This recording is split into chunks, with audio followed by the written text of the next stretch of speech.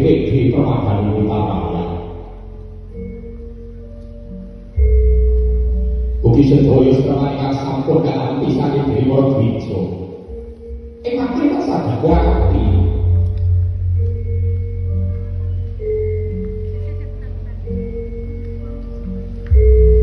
Sabarane diwaken harap dolaken asta permadani Witaraya. Surabaya buat desa Bogowati.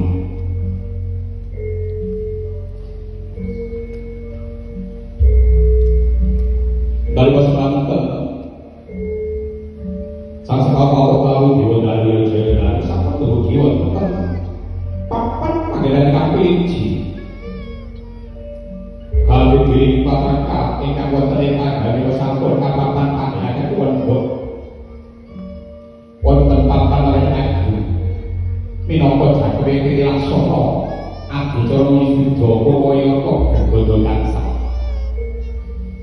Pawiyatan panata cara tuwin pamedhar sabda permadani Dewi Witaraya.